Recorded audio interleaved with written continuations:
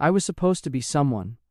I was supposed to be more than just a footnote in the story of the Hidden Leaf Village, more than a name whispered in passing before vanishing into the abyss of obscurity. But history did not remember me. The world did not carve my legacy into the walls of time. Instead, it chose him. He who stood in the light, basking in the glory that should have been mine. He who carried the will of fire, while I was left to burn in its embers. He who was chosen while I was forgotten. The weight of my insignificance bore down on me as I stood in the shadows, watching the village I had sworn to protect sing praises of its golden hero.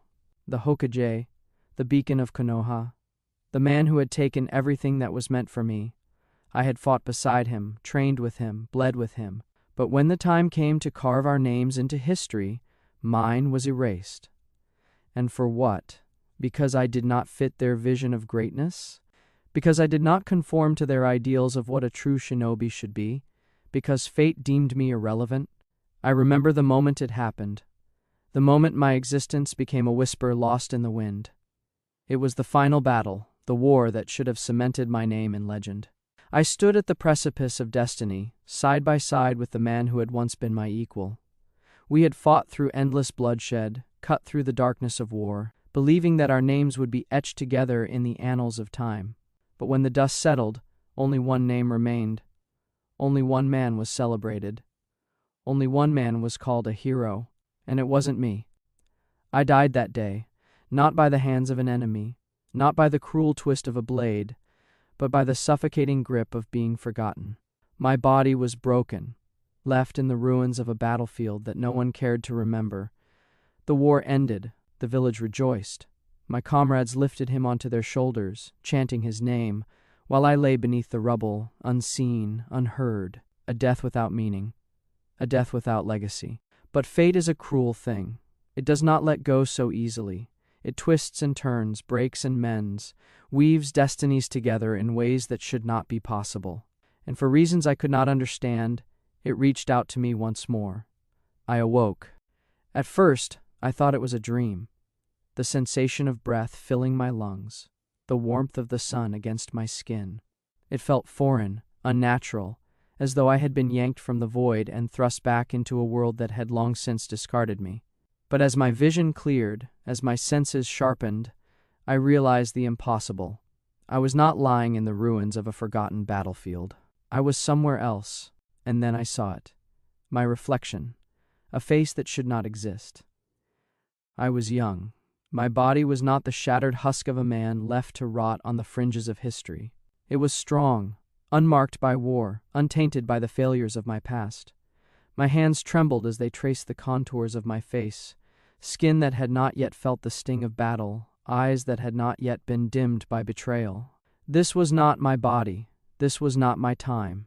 I had been reborn. The realization sent a shiver down my spine. I was not a ghost. I was not some lingering remnant of the past. I was alive, fully, truly alive. And as I pieced together the fragments of my existence, something else became clear. This was not just a second chance. This was a reset, a complete erasure of the path that had once led to my demise. I had been given the gift that no shinobi had ever been granted, a chance to rewrite everything. I clenched my fists, feeling the raw power that pulsed beneath my skin, untouched by years of failure and regret. I was no longer bound by the chains of my former self. I was no longer doomed to be forgotten. If fate had chosen to bring me back, then I would seize it with both hands. No more waiting, no more hoping, no more watching from the shadows as another man took what was mine. This time, I would take it all. My mind raced with the possibilities. I knew what would happen. I had seen the future unfold once before. I knew the wars that would come, the betrayals that would shatter alliances, the decisions that would shape history. I had the knowledge of an entire lifetime, one that had already lived and lost, and that knowledge was my greatest weapon. I could change everything. I could carve my name into the fabric of time and ensure that this world would never forget me again. But first, I had to start from the beginning. The village was the same as I had once known it, yet it felt different. The faces, the voices, the very air, it all carried the weight of familiarity and distance. I recognized streets that had yet to be scarred by war, saw people whose names I had long since buried in the graveyard of my memories. And then, at the heart of it all, I saw him. He was still young, still unaware of what the future held. He had not yet risen to glory, had not yet claimed the title that had once overshadowed my very existence. But even now, even in this moment, he stood at the center of it all, the chosen one, the future Hokage. I could feel the rage simmering beneath my skin, a slow-burning fire that threatened to consume me. But I did not act, not yet. I would not make the same mistakes. I would not charge forward blindly, hoping that my strength alone would be enough. I had tried that before, and I had lost. This time, I would be patient. This time, I would plan. I turned away, disappearing into the sea of nameless faces, my mind already working, already calculating. The path to power was long, but I had walked it before, and now, with the knowledge of a future that had once left me behind, I would walk it again. Only this time, I would not follow. This time, I would lead. And when the time came, when the world looked upon the Hokage's seat, they would not see the man they once called their hero. They would see me. I walked through the streets of Konoha, the weight of 2 lifetimes pressing down on me.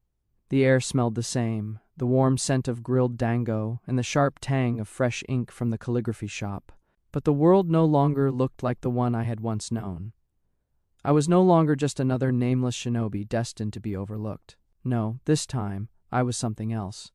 A force that didn't belong in this era, an anomaly that had slipped through the cracks of fate.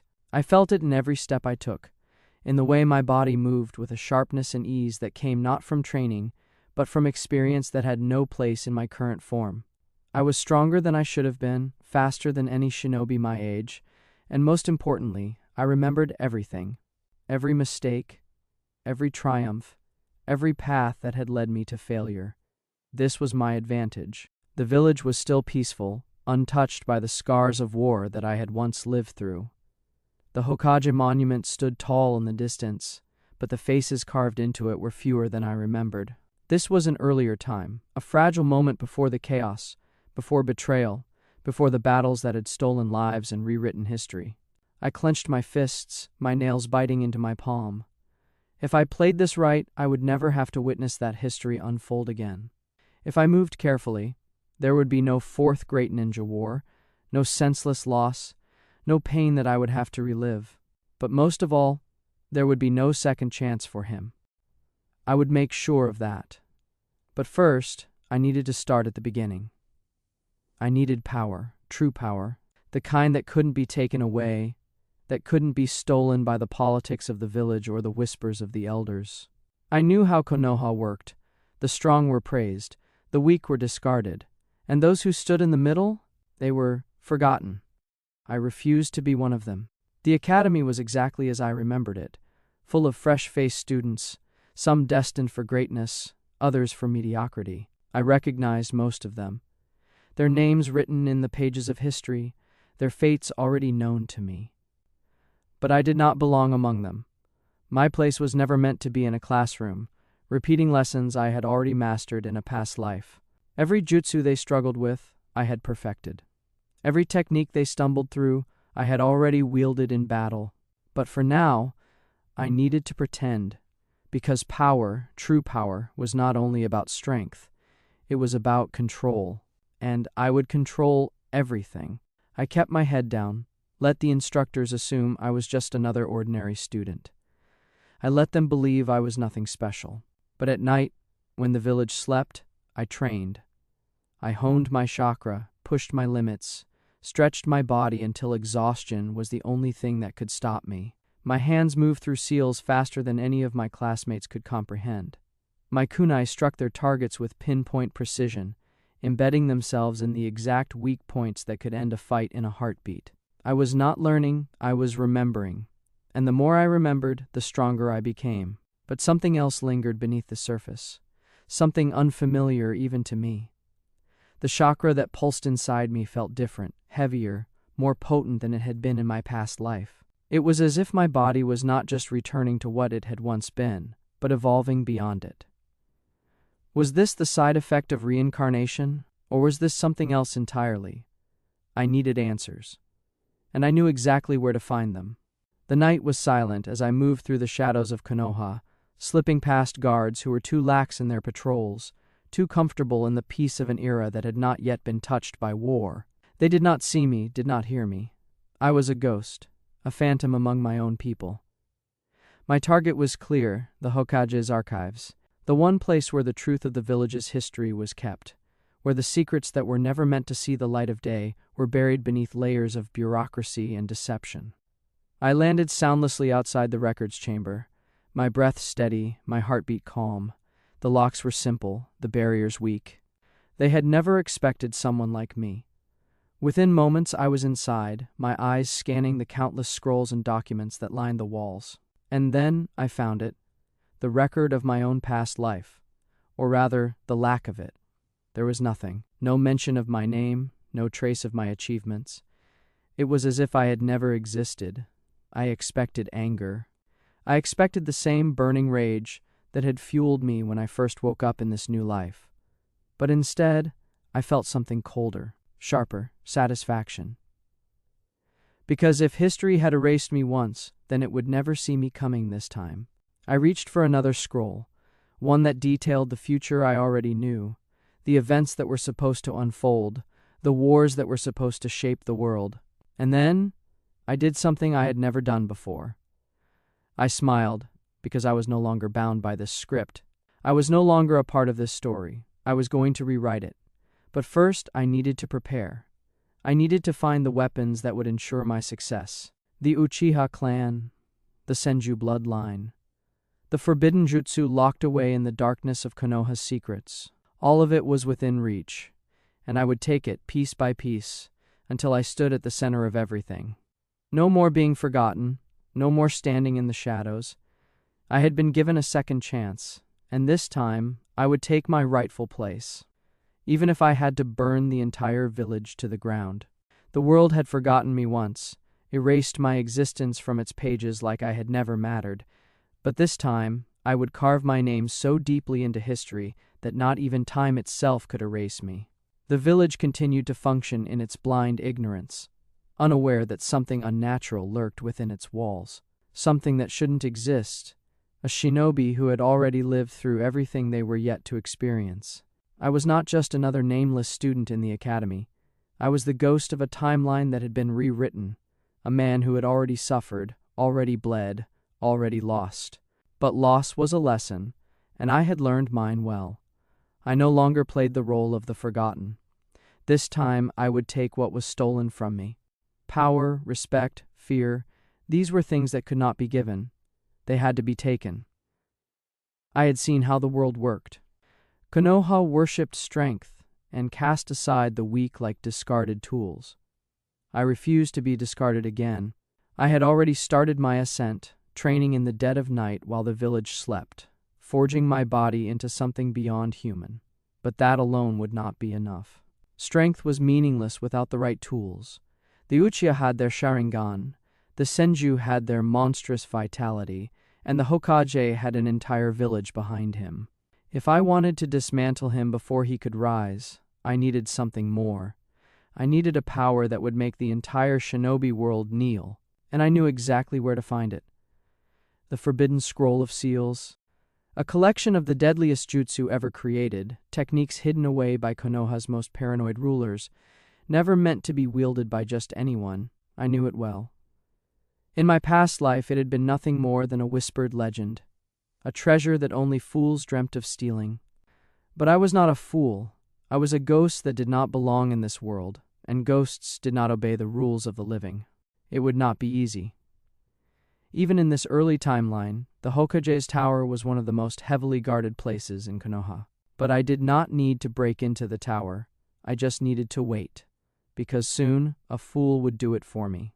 Naruto Uzumaki, the same boy who would one day be celebrated as the village's greatest hero, the child of prophecy, the one who would rise from nothing to become everything. But right now, he was just an orphan despised by the very people he swore to protect. And in his desperation to prove himself, he would soon make the mistake of stealing the Forbidden Scroll. I had no intention of stopping him. I would simply take it first. The night came, and as I expected, the plan unfolded exactly as it had before. The man responsible for the deception, Mizuki, had already planted the idea in Naruto's head, leading him straight to the scroll. But unlike in my past life, this time someone else was watching. I trailed him from the rooftops, my steps silent, my breath steady. Naruto, for all his unpredictable nature, was still a child, reckless, loud, and completely oblivious to the weight of the actions he was about to take. He didn't even notice me. Good. He slipped past the guards with a clumsiness that should have gotten him caught, but fate had always been on his side. The moment he stepped into the archives and laid his hands on the forbidden scroll, I moved. Faster than he could react. Faster than his brain could process what was happening. 1 second, the scroll was in his hands. The next, it was in mine. Naruto froze, blinking in shock, his fingers grasping at empty air as I stood before him, the weight of history now resting in my grip.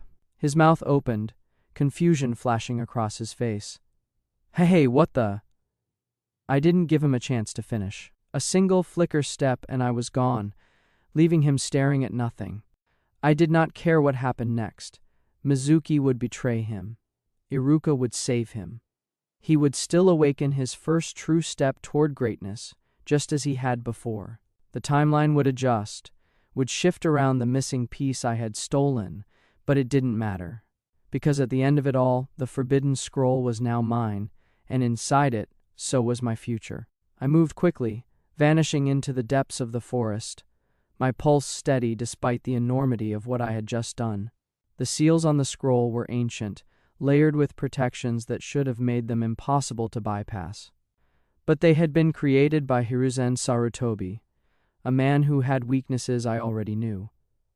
And weaknesses were meant to be exploited. The scroll unraveled before me, revealing its secrets.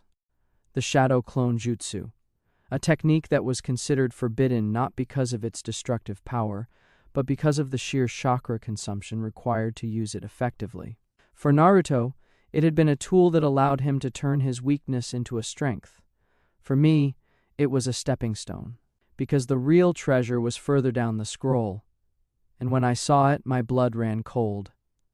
There it was, the Reaper Death Seal, the technique that only the strongest dared to wield. A jutsu that could tear a soul from the physical world, sealing it away for eternity. A jutsu that had taken Minato Namikaze's life. A jutsu that could wipe a name from history itself. My breath came slow, measured, as I traced the ancient characters with my fingers. I had stolen the future, and now I would rewrite it. I closed my eyes, exhaling. My goal had never been to become Hokage. That was a title that had already betrayed me once, an empty throne that meant nothing in the grand scheme of things. No, what I sought was something greater. A power that no one, not my rival, not the village, not the world itself, could take from me. The Shinobi system had failed me once. I would not let it do so again. And if I had to burn Konoha to the ground to get what I wanted, then so be it. The Forbidden Scroll was mine. The weight of history, the culmination of generations of shinobi knowledge, rested in my hands, and with it, the power to change everything. As I stood beneath the silver glow of the full moon, the pages unfurled before me, revealing the deepest, darkest secrets of Konoha. Techniques that had been sealed away out of fear. Jutsu too powerful, too dangerous, too uncontrollable.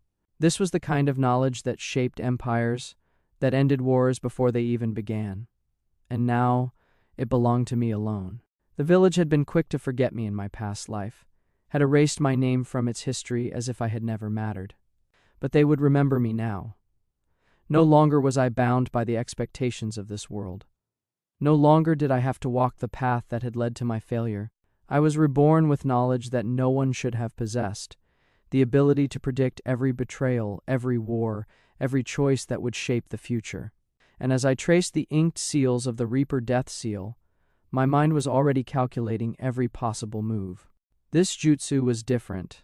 It was not merely a technique, but an absolute force of nature, one that demanded sacrifice, one that carried a weight unlike any other. The soul of the user was forfeit, sealed away in the stomach of the Shinigami itself, inescapable, eternal. It was a price no one in their right mind would dare to pay. But what if there was a way to manipulate it? What if I could twist fate itself and wield the Shinigami's power without paying the price? The idea was madness, an impossibility. But I had already accomplished the impossible. I had cheated death itself. A sharp gust of wind rustled the trees, and in that moment I felt something, a presence, a whisper at the edges of my consciousness, something dark and ancient. The jutsu reacted to me before I had even attempted to summon it. It was as if someone, was watching. I exhaled slowly, keeping my breath steady. This was no ordinary technique. If I pushed forward recklessly, I would be sealing my own fate. I needed time. I needed to understand it. But time was running out. The village was already on high alert.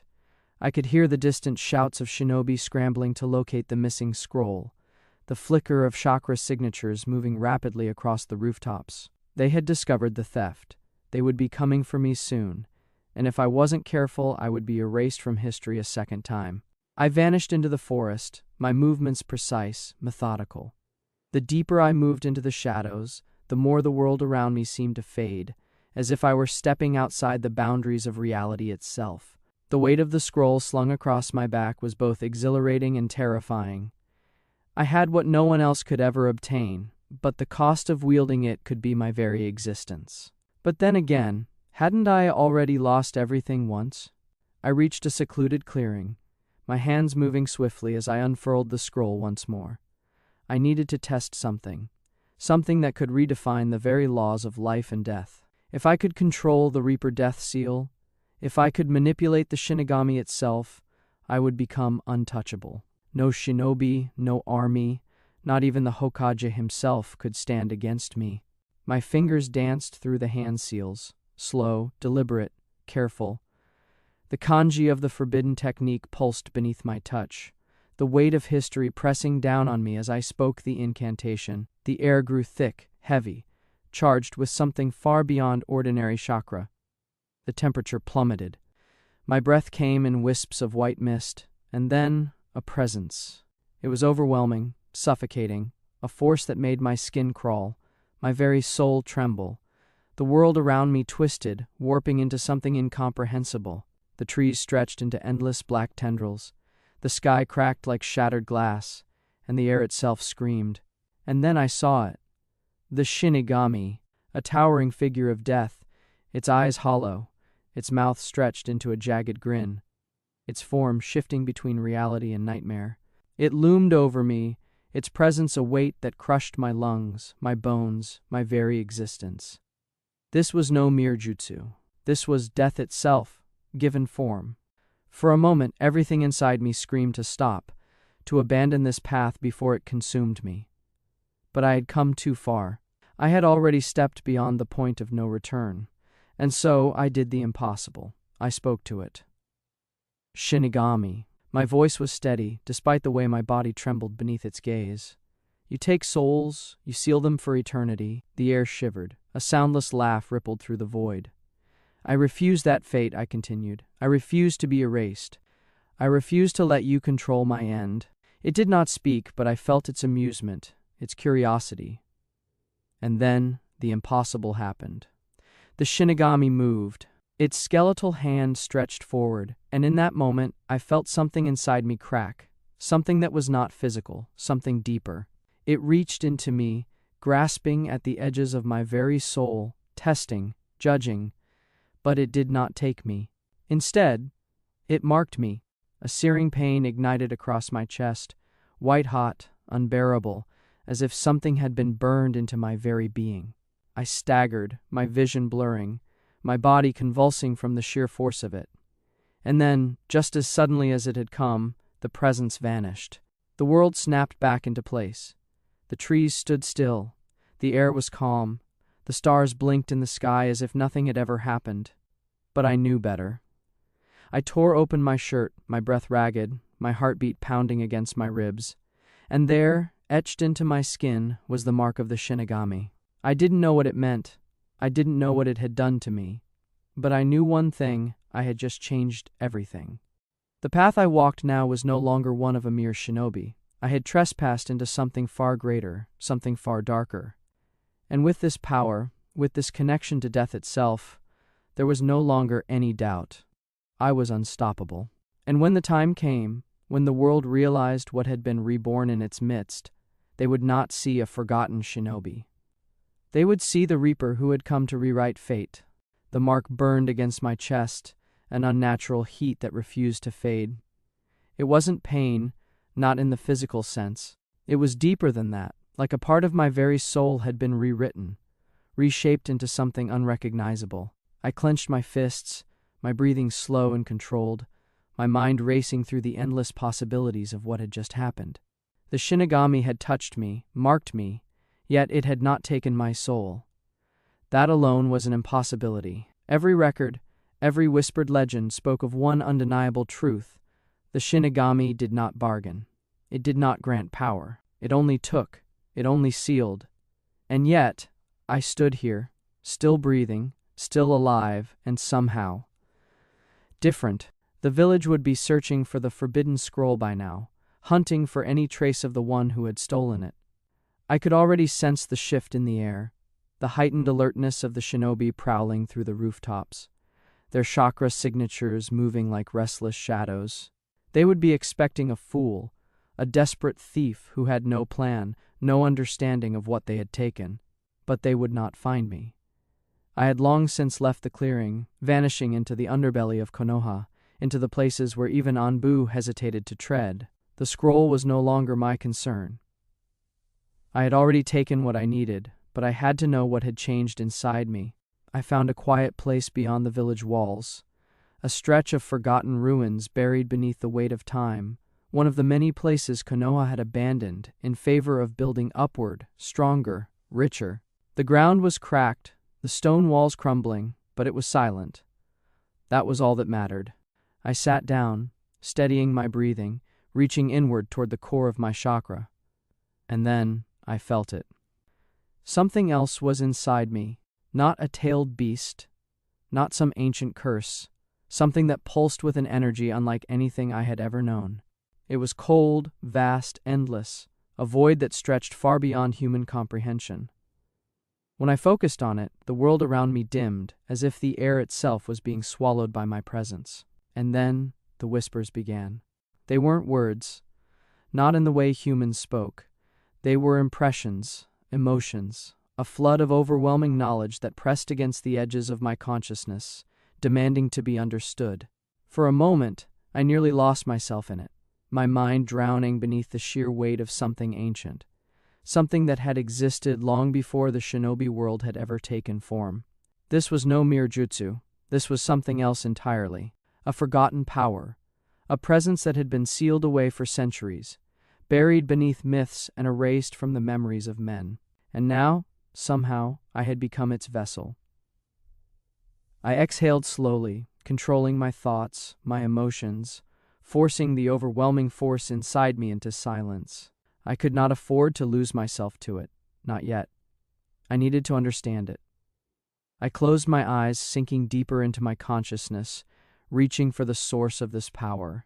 And the moment I touched it, my surroundings vanished. I was no longer in the ruins. I was nowhere. The sky above me was endless and black, a void without stars, without moonlight, stretching into infinity. The ground beneath my feet did not exist, yet I was standing. The air was thick, heavy, filled with an unnatural presence that seeped into my very bones. And then I saw it. A figure loomed in the darkness, towering, inhuman. Its form was blurred, shifting, as if reality itself struggled to contain it. Its face was obscured, but its eyes were everything. Hollow voids that stretched into eternity, watching, waiting. And then it spoke. Or perhaps it didn't. Perhaps the words were simply forced into my mind, bypassing speech, bypassing language itself. You are not the first to seek power, but you are the first to be given a choice. I did not move, did not breathe. A choice. That meant this thing, this forgotten god, was not merely taking, it was offering. You are marked, it continued. its voice an echo of something beyond time. Your existence is no longer bound by the world you knew. You stand between life and death. You are neither, and you are both. I clenched my fists, my heartbeat slow, steady. What are you? The void around me shifted. I am what the Shinigami was before it was given a name, before humans feared it, before they tried to control what they could never comprehend. I am the first, the last, the forgotten, and now you carry my mark. I narrowed my eyes, absorbing its words. This thing, this entity, was not the Shinigami itself, but something older, something even the gods had buried away. And now, for whatever reason, it had chosen me. What do you want? I asked. The silence that followed was deafening, and then it spoke its offer. Rewrite fate. I felt my breath hitch. Erase what was, shape what will be. The power you seek is yours, if you have the will to wield it. I did not hesitate. And the cost? A slow, creeping laughter filled the void, echoing in every direction, a soundless thing that sent shivers down my spine. Everything. I smiled. Then I accepted. The void shattered around me, reality slamming back into place like a collapsing dream. I felt the weight of my body return, the sensation of the cold stone beneath me, the whisper of wind against my skin. But something was different. The world felt lighter, less solid, as if I were no longer fully bound by the laws that governed it. My breath came steady, slow, controlled. Not because I forced it to, but because it no longer needed to be. The forgotten God had spoken, had granted me what no human should have been able to wield. I was no longer a prisoner of fate. The mark on my chest no longer burned. Instead, it pulsed, an eerie, steady rhythm that resonated deep within me. My chakra, once something I had to channel with intent, now moved on its own, flowing with a purpose that I could not yet fully comprehend. I closed my eyes for a moment, reaching inward, feeling the depth of the power that now resided within me. It was not merely an enhancement, not merely a tool. It was limitless potential, a force that extended beyond the restrictions of the shinobi world. And with it, I had become something that had never existed before. I exhaled, opening my eyes, and in that moment I saw the world differently. My vision sharpened, no longer bound by the mundane perception of reality. The chakra around me, within the trees, the very air itself, was visible, not just sensed. It moved, fluctuated, pulsed with life, bending in response to my presence. I raised a hand, watching as the very fabric of chakra around me twisted, bending toward my fingertips as if it recognized something greater than itself. This was beyond any Kekkei Genkai, beyond any bloodline limit. This was raw dominion. And Konoha had no idea what was coming. A flicker of movement caught my attention. Even before the sound reached my ears, I could already sense them. 3 shinobi, moving fast, their chakra signatures bright against the darkened landscape. Anbu. They had found my trail. I did not run. There was no longer any reason to. They were merely remnants of a world that I had already transcended.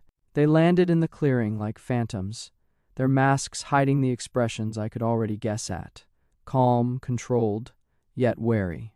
Their leader, a tall shinobi with a wolf mask, stepped forward. His stance relaxed, but his presence radiating quiet authority. "You have stolen the forbidden scroll of seals," he said, voice measured, devoid of emotion.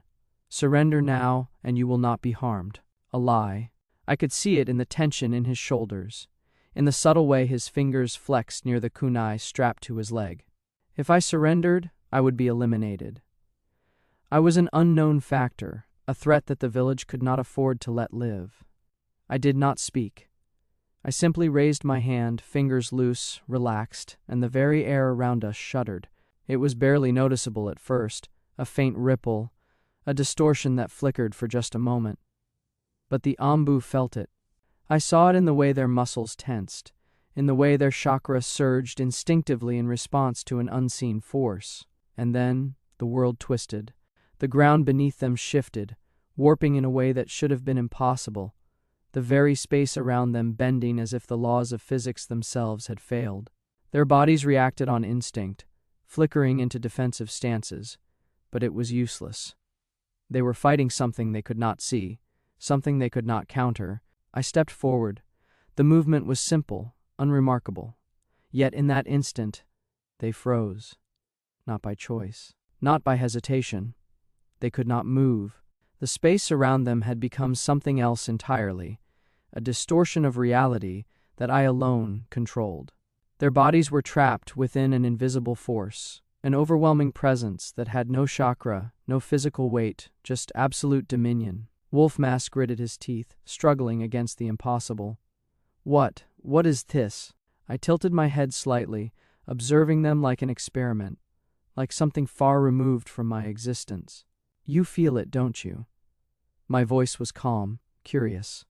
That fear, that helplessness. It's strange, isn't it? For shinobi as skilled as you to feel so. Insignificant. Their chakra flared wildly in resistance, desperate, uncoordinated. But it was futile, because I was no longer bound by their world. I lifted a single finger, and the 3 Anbu were lifted into the air. No chakra chains, no visible force. Simply my will, their bodies convulsed, their lungs fighting against something unseen, their hands clawing at nothing. They couldn't comprehend it. This wasn't genjutsu, wasn't ninjutsu, wasn't anything they had ever faced before. It was foreign, unnatural, terrifying. Wolfmask gasped out, barely forming words. Woohoo, what are you? I studied him for a moment, then lowered my hand. The Anbu collapsed onto the ground in an instant, gasping, trembling, their bodies freed from the impossible force. I could have killed them. I should have. But I didn't need to, because the fear I had planted in them would spread faster than any blade ever could. Go, I said simply. Tell your Hokage. Tell him that something beyond his understanding is coming. Tell him that the world he built is already crumbling. They didn't move at first, still caught between the urge to fight and the sheer terror that had paralyzed them. But I had already turned my back to them. They were no longer my concern. I disappeared into the shadows. I had tested my power, and I had confirmed what I already knew. I was beyond them now, beyond Konoha, beyond Shinobi.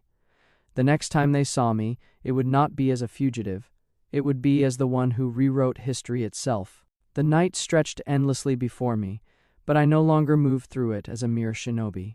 I had transcended that existence. Every step I took now was accompanied by a whisper of something unnatural, a force beyond human comprehension. The Anbu had felt it, the sheer impossibility of my presence. Their fear was proof of what I had become. But fear was not enough. Not yet. I walked through the abandoned outskirts of the village, my senses stretching far beyond what they once had. I could feel every chakra signature within the walls of Konoha, pulsing like faint stars in a night sky, each one distinct, each one insignificant. They were nothing more than remnants of a world that had already begun to crumble, blind to the shifting of fate. The village had cast me aside once before, erased my existence as if I had never mattered. But this time they would not forget. The Hokage sat atop his throne of peace, believing his world was untouchable, that the shinobi system he upheld was absolute. But I had seen the truth now. I had felt it in the moment the forgotten god had marked me. This world was built on a fragile foundation, a lie woven through generations. And I was the catalyst of its destruction. I reached the entrance to the underground tunnels, remnants of an old war, long buried beneath the village's surface. Konoha had many secrets, but I had found them all. I stepped forward, the walls of the passage humming as if they too recognized the power I carried. The air was thick with dust, untouched for years, but chakra residue still lingered, faint echoes of the shinobi who had once hidden away in these tunnels, planning wars, plotting betrayals. A memory surfaced, unbidden. A memory of him. He had stood above me, looking down with that familiar expression, pity disguised as indifference. He had called me weak, a relic of a past that no longer mattered. And then he had left me behind. Left me to die as if my existence had never meant anything. He had become the Hokage, and I had been erased. The chakra inside me surged violently, responding to the hatred buried deep within my bones. I had accepted my fate once before, had bowed my head and accepted that I would never be strong enough to change anything. But that world no longer existed. The moment I had been reborn, the moment the Shinigami's mark had been burned into my very soul, that was the moment I became something else. I would not be erased again. The walls of the tunnel trembled as my power flickered outward, distorting the very fabric of reality around me. The mark on my chest pulsed in sync with my heartbeat, a steady rhythm of something beyond life and death. I could feel it now, the weight of my own existence bending the rules of the world. And then, a voice, "You should not be here." I did not turn. I already knew who it was. He stepped from the darkness like a ghost, his presence quiet but undeniable. The mask of an Anbu captain covered his face, but I did not need to see his expression to know the emotions that swirled beneath it. "You followed me," I murmured, my voice calm. "Impressive. I had hoped you would." He did not respond immediately. His chakra was steady, but I could feel the hesitation beneath it. Even he did not fully understand what he was sensing from me. "You took something that was never meant to be yours," he said at last. "You don't understand what you're wielding." I laughed softly, the sound reverberating through the narrow space. "No, you don't understand. You are clinging to a world that has already begun to collapse. You think you're protecting something precious, but all you're doing is delaying the inevitable." Silence. "You were my friend once," he said, his voice quieter now. "Before all of this, before I became stronger, I finished for him. Before I stopped being the pathetic shadow you left behind. Before I realized that the power I spent my life chasing was something I could simply take." He inhaled slowly. "Before you became a monster." The words did not sting. They did not carry the weight he wanted them to, because he was wrong. I was not a monster. I was freedom. "You fear me," I said, stepping forward, "not because of what I have done, but because you know what I will do. You feel it, don't you? The way the world bends around me, the way fate itself shifts in my presence. I am no longer bound by your rules." He moved in a blur, faster than any human should have been able to, but I saw it before it even happened. Time slowed. His blade was inches from my throat, an execution strike meant to end this before it could begin.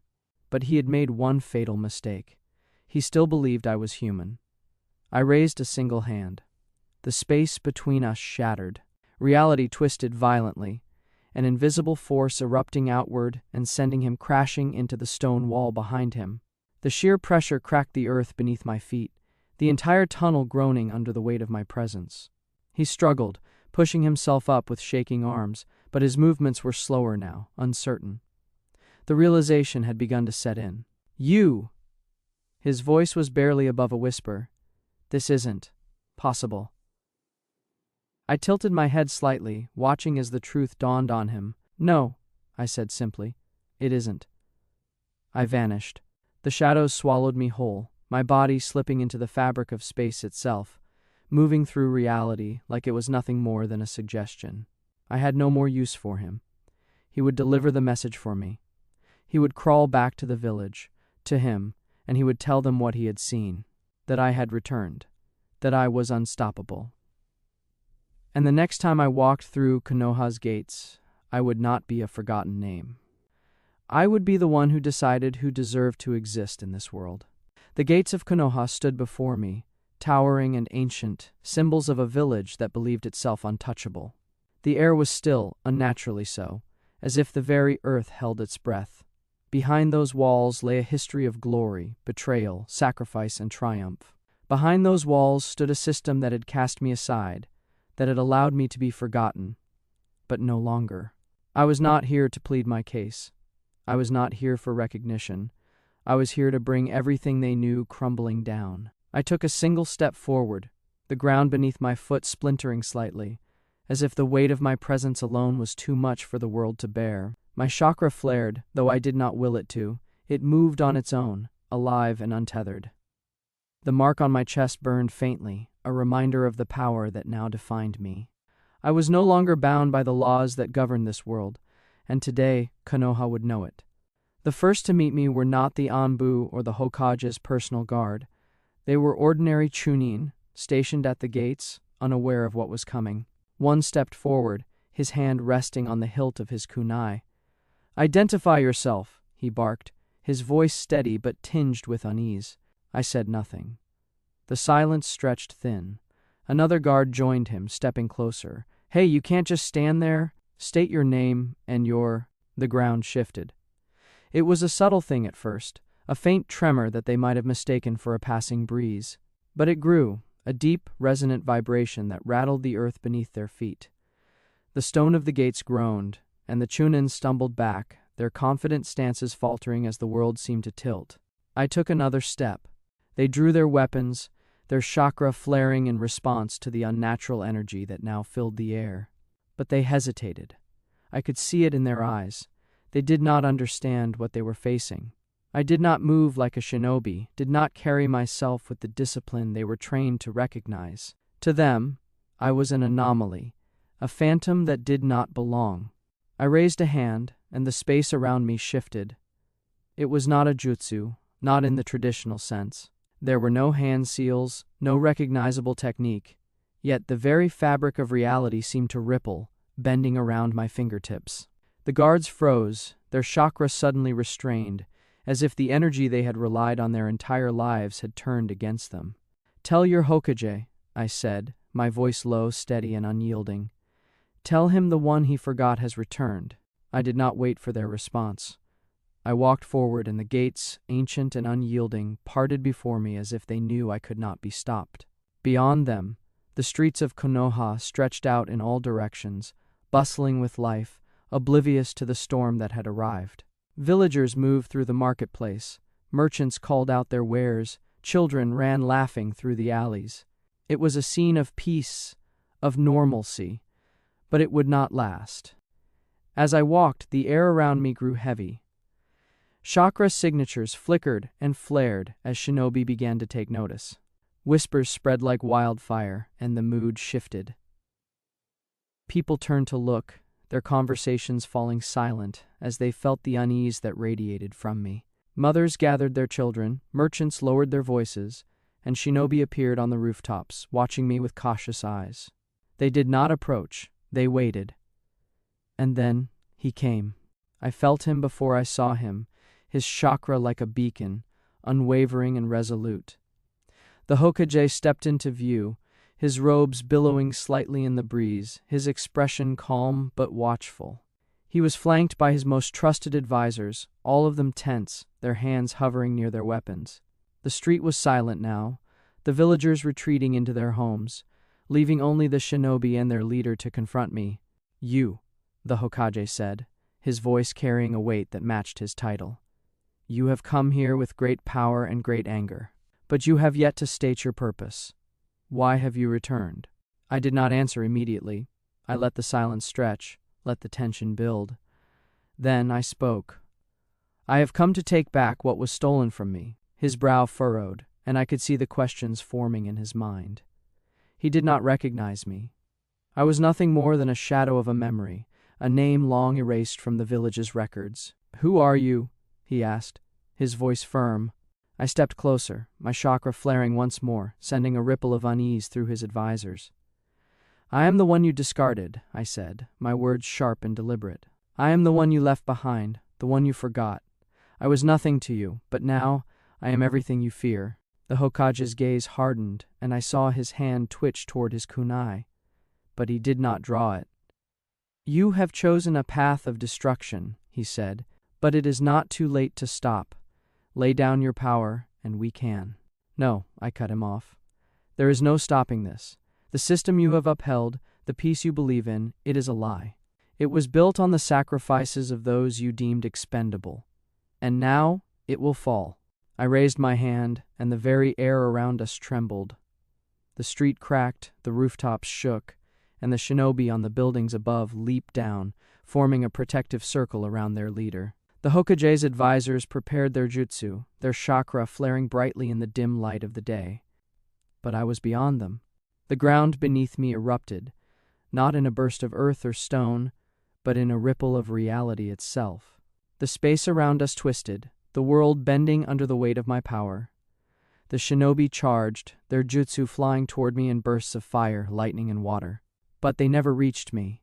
The attack stopped midair, frozen as if time itself had halted.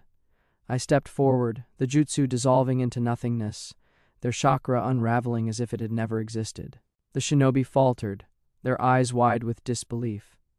The Hokage shouted a command and they regrouped, preparing for another assault. But I raised both hands, and the world shattered around us. The street was gone, replaced by a void of light and shadow.